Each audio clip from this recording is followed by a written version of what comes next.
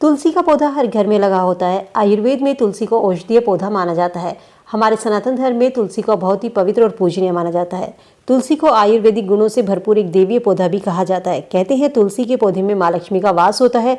तुलसी के पौधे को माँ लक्ष्मी का स्वरूप माना जाता है। यही कारण है सनातन धर्म में शायद ही कोई ऐसा घर होगा जिस घर में तुलसी का पौधा न लगा हो। कहते हैं जिस घर में तुलसी का पौधा लगा होता है उस घर में सकारात्मक ऊर्जा का वास होता है।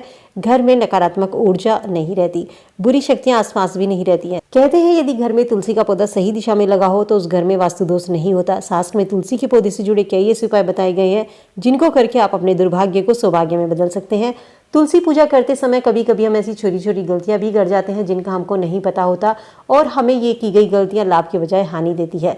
तो चलिए आज की इस वीडियो में जानते हैं तुलसी से जुड़े कौन से उपाय हैं और पूजा करते समय हमें किन किन गलतियों से बचना चाहिए। ये सब जानने के लिए मैं आप सभी का स्वागत करती हूँ आपके अपने यूट्यूब चैनल सात्विक मन में। तो चलिए जानते हैं सबसे पहले तुलसी पूजा करते समय किन किन गलतियों से बचना चाहिए।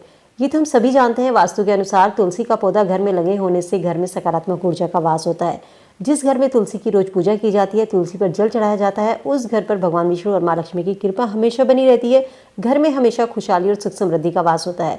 यदि आप रोजाना तुलसी पर जल चढ़ाते हैं तो इस चीज़ का जरूर ध्यान रखें कि रविवार के दिन तुलसी पर जल नहीं चढ़ाना चाहिए, क्योंकि रविवार को तुलसी का निर्जला व्रत होता है। यदि हम तुलसी पर इस दिन जल चढ़ाते हैं तो हम पाप के भागीदार बनते हैं। शाम के समय तुलसी पर जब दिया जलाते हैं तो अक्सर लोग तुलसी के नीचे चावल का आसन नहीं लगाते।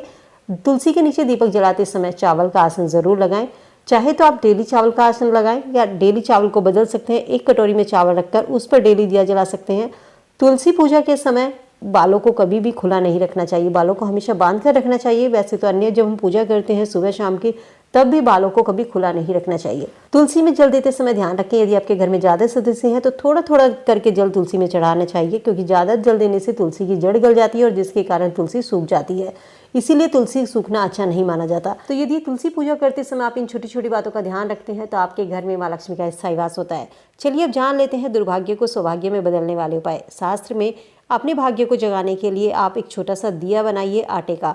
शाम के समय इसमें घी और एक चुटकी हल्दी डालकर इस दिए को जलाना है। जब आप ये दिया जलाएं तो ध्यान रखें कि तुलसी की जड़ में उत्तर दिशा की ओर इस दिए को रखना है। साथ ही इस चीज़ का भी ध्यान रखें, दिया जलाते समय आपका हाथ तुलसी को स्पर्श नहीं करना चाहिए, यानी कि आपको तुलसी को नहीं छूना है।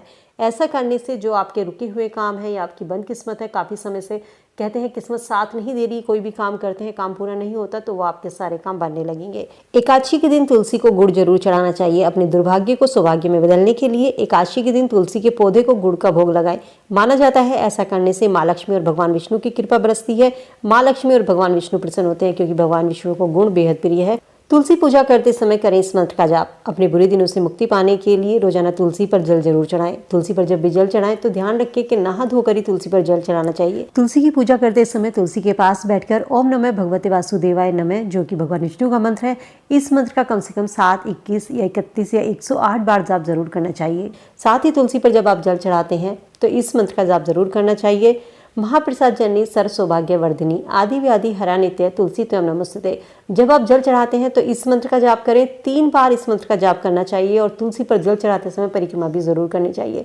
साथ ही ध्यान रखें, जब भी आप तुलसी पर जल चढ़ाते हैं तो सबसे पहले जड़ में जल दिया जाता है, उसके बाद तुलसी के मध्य भाग में और उसके बाद सबसे ऊपर की ओर जल चढ़ाएं।